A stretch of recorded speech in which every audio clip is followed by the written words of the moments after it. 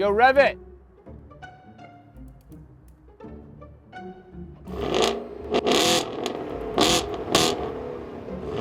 Not bad, right? Not bad. Hey, Chichi. Not now, Mum. Come on. Just wanted to know, did you pick up that cream for your bum?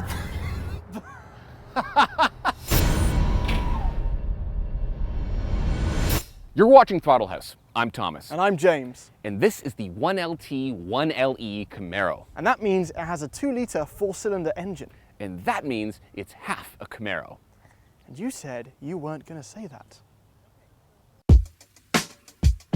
The Camaro 1LT 1LE RS. More than just a Wi-Fi password, this half a Camaro, as Thomas put it, positions itself as an alternative to a speedy hot hatch. And while it only has 4 cylinders, this 275 horsepower turbocharged Camaro delivers 295 pound-feet of torque, and only has 10 ponies less than the 5.7 litre V8 from 20 years ago. So we've come a long way. By the way, I'm not really the type of guy to care that this isn't the V8, because this is the 1LE, Chevy's track treatment. That means it comes with the same suspension, 4-piston Brembo brakes, Goodyear Eagle F1 tires, and track drive mode from the V6 1LE. So while the engine sees no change in the 1LE form, we do get the extra cooling package for the engine oil, the differential, and the transmission, which in this case is manual only. So it's a track-ready car out of the box, and one that you can rev out more than the V8 on public roads, thanks to it being slower. But before we get started, make sure you subscribe if you haven't already and hit the bell so you get notified as soon as our videos come out. And for extra content and behind the scenes, follow us on Instagram at The Throttle House. All right, the Camaro 1LT 1LE. 2-liter 4-cylinder, 275 horsepower, and 295 pound-feet of torque. It is a very obviously turbocharged engine. It's actually one of the most turbocharged feeling engines I've driven in a while. I will show you. Downshift in a second, foot down, there's the boost, and then it falls off right near the red line, and then there's the boost again. No matter where you are in the power band, when you shift up into the gear, there is turbo lag. It's not like I'm out of the turbo threshold, there's turbo lag. However, I don't mind. It's fun. I like turbocharged cars. So the 4-cylinder Camaro is actually reasonably quick. It won't throw you back in your seat, but it's enough to put a smile on your face. Think Golf R type of feel. And there are some plus sides to not getting the V8. And the difference between this and the V8, or the ZL1 that we recently drove, is you have the ability to rev this out and run it and put your foot down on normal roads, and you're not immediately losing the back end or breaking ridiculous speed limits. This is a fun car. You can drive most of the car on the road. There's no frustration that you need to be on track. And yet, thanks to the 1LE package, if you were to take it on the track, you'd have a blast. And that is not the only benefit. I've got amazing fuel economy on this, something you can't say for the V8, and especially not the supercharged V8. Okay, diving into some corners. Now, this has a very stiff chassis, and it's the 1LE package, so there's lots of other cool stuff going on. Downshift, turn in, and the front end grip is fantastic. I love the location of the front axle. It feels really tight with me. And the engine, the location of the engine is actually really inboard as well. The car just turns really tightly. It's so much closer to a Miata than you would think a muscle car should be. It just feels flat, it feels stiff, and it feels really responsive. Fantastically designed chassis. Okay, so this has different driving modes. Touring mode, which is, it softens off the dampers and it makes it quite nice actually. It's not a supple ride, but it's good enough, it's comfortable. And in track mode, everything gets stiffer. Suspension, steering, and it really sharpens up very well. I lived with this car for a week in downtown Toronto, and while the ride wasn't punishing as such, even in touring mode it was quite choppy and very responsive to the undulations in the road, so keep that in mind. But a stiff ride is not where this car is let down, it is the sound, as Thomas shall now demonstrate.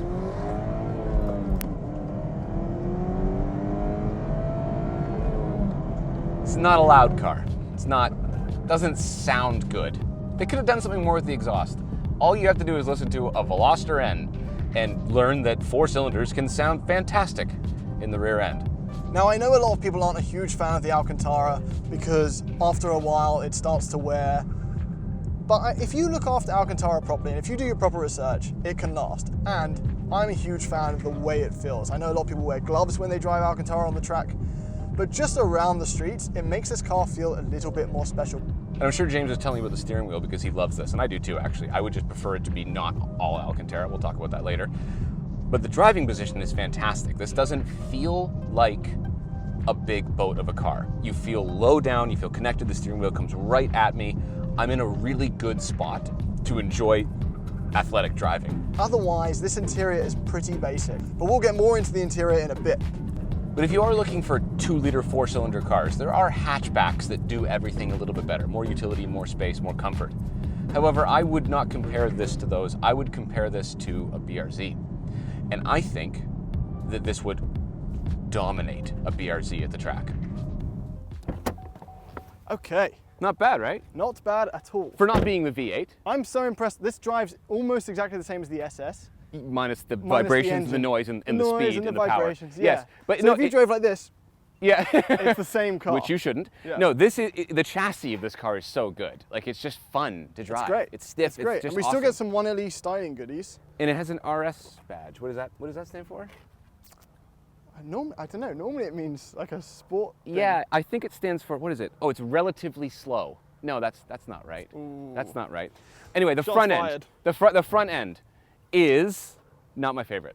I think it's okay. I don't mind it with this. It's better than the black. Yeah, than the SS, all yeah. black. Also, from the front, it doesn't look as cool as it does like right from the side, because it kind of has like a pouty bottom lip look It's to a it, good which looking car. I don't mind it at all. The blue's really nice. Yeah, It's although just- it doesn't say 1LE anywhere, which it should, right? because it's actually, you get so much extra stuff with the 1LE package, like we talked about in the car, obviously, right? Yeah. I don't know. It's just, And we get new tail lights for 2019. yeah. I saw Get the details. excited. Yes, it's very good. Also, this has the proper sticky tires, Yeah. right? The Eagle F1s. Those are a good tire. And at the back, you only get 2 exhausts. So And this has bigger brakes than the 1LE, right? yeah, this is the one. Yeah, Yeah. This would be a fun track car. it would be amazing. It'd be a fantastic Although I track still don't car. know. They say they're supposed to go up against a Focus RS and a Type R. Ooh. Track battle? Maybe. Interior? Yeah.